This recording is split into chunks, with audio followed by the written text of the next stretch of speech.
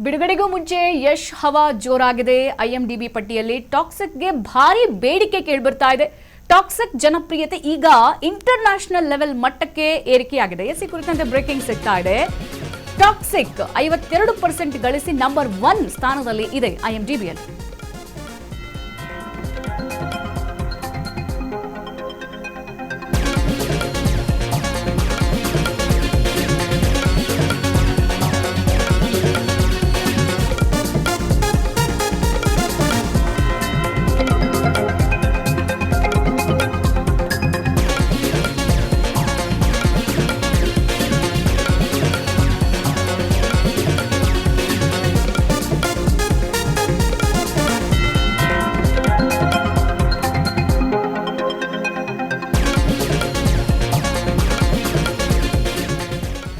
ಬಿಡುಗಡೆಗೆ ಮುಂಚೆ rocking star Yash ಹವಾ ಜೋರಾಗಿದೆ. ಐಎಂಡಿಬಿ ಪಟ್ಟಿಯಲ್ಲಿ ಟಾಕ್ಸಿಕ್ಗೆ ಈಗ ಭಾರಿ ಬೇಡಿಕೆ ಕೇಳಿಬರ್ತಾ ಇದೆ. ಟಾಕ್ಸಿಕ್ ಜನಪ್ರಿಯತೆ ಈಗ ಇಂಟರ್ನ್ಯಾಷನಲ್ ಲೆವೆಲ್ ಮಟ್ಟಕ್ಕೆ ಏರಿಕೆ ಆಗಿರುವಂಥದ್ದು.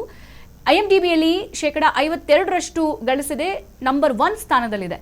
ಬಹುಬೇಡಿಕೆ ಚಿತ್ರಗಳಲ್ಲಿ ಟಾಕ್ಸಿಕ್ಗೆ ಅಗ್ರಸ್ಥಾನ ಸಿಕ್ಕಿರುವಂಥದ್ದು.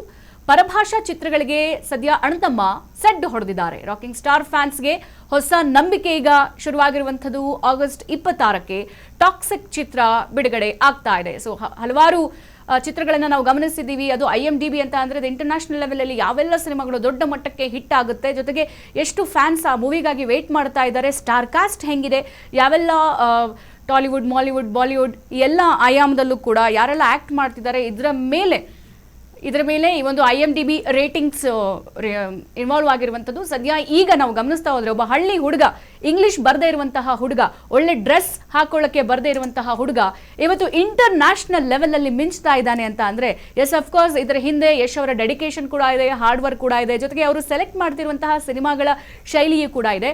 ಸೊ ಇದರ ಹಿಂದೆ ಇರುವಂಥದ್ದು ಬಹಳ ದೊಡ್ಡ ಶಕ್ತಿ ರಾಧಿಕಾ. ಸೊ ಅವ್ರು ಯಾವ ಸಿನಿಮಾಗಳನ್ನ ಮಾಡಿದ್ರು ಕೂಡ ಅದಕ್ಕೆ ಬೆಂಬಲ ಕೊಡ್ತಾ ಇದ್ದಿದ್ದು ರಾಧಿಕಾ ಅವರು ಅಂದ್ರೂ ಕೂಡ ತಪ್ಪಾಗ್ಲಿಕ್ಕಿಲ್ಲ. ಮತ್ತೊಂದು ಕಡೆಗೆ ಯಶ್ ಇವಾಗ ಇಂಟರ್ನ್ಯಾಷನಲ್ ಲೆವೆಲ್ ಸ್ಟಾರ್ ಆಗಿದ್ದಾರೆ. ಇದರ ಹಿಂದೆ ಅವರೇನು ಸರಾಗವಾಗಿ ಸುಗಮದ ಹಾದಿಯೂ ಕೂಡ ಇರಲಿಲ್ಲ. ಬಹಳಷ್ಟು ಕೀಳರಿಮೆಯನ್ನು ಕೂಡ ಕಂಡಿದ್ದಾರೆ, ಅವಕಾಶಗಳನ್ನು ಕೂಡ ತಪ್ಪಿಸ್ಕೊಂಡಿದ್ದಾರೆ, ಗಾಂಧಿನಗರದ ಬಸ್ ಸ್ಟಾಪ್ ಅಲ್ಲಿ ಮಲಗಿದ್ದಾರೆ, ರೋಡ್ ಅಲ್ದಿದ್ದಾರೆ.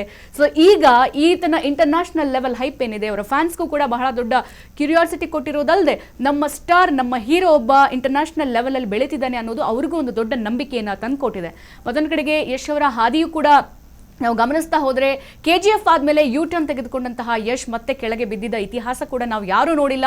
ಸದ್ಯ ಈಗ ಟಾಕ್ಸಿಕ್ ಸಿನಿಮಾ ಮುಖಾಂತರ ಒಬ್ಬ ಸ್ಯಾಂಡಲ್ವುಡ್ ನಲ್ಲಿ ಗಾಂಧಿನಗರ ಗಲ್ಲಿಯಲ್ಲಿ ಸಿನಿಮಾಗಳಿಗಾಗಿ ವೇಟ್ ಮಾಡ್ತಿದ್ದಂತಹ ಹುಡುಗ ಇವತ್ತು ಬಾಲಿವುಡ್, ಮಾಲಿವುಡ್, ಇಂಗ್ಲಿಷ್, ಹಾಲಿವುಡ್ ರೇಂಜ್ಗೆ ಬೆಳೀತಾ ಇದ್ದಾರೆ ಅಂತ ಅಂದ್ರೆ ಅಫ್ಕೋರ್ಸ್ ನಮ್ಮ ಸ್ಯಾಂಡಲ್ವುಡ್ನ ಒಂದು ಹೈಪ್ ಕೂಡ ಬೇರೆ ಲೆವೆಲ್ ಹೋಗ್ತಾ ಇದೆ. ಅದರ ಜೊತೆಗೆ ಐಎಂಡಿಬಿ ರೇಟಿಂಗ್ ನಲ್ಲಿ ಸದ್ಯಕ್ಕೆ ಈಗ ಟಾಕ್ಸಿಕ್ ಸಿನಿಮಾಗೆ ನಂಬರ್ 1 ಸ್ಥಾನ ಸಿಕ್ಕಿರೋದು, ಅದು ಕೂಡ 52% ಗಿಟ್ಟಿಸಿಕೊಂಡು ಈಗ ನಂಬರ್ 1 ಸ್ಥಾನದಲ್ಲಿ ಟಾಕ್ಸಿಕ್ ಎಲ್ಲರೂ ಕೂಡ ವೇಟ್ ಮಾಡ್ತಾ ಇರುವಂತಹ ಸಿನಿಮಾ ಆಗಿದೆ.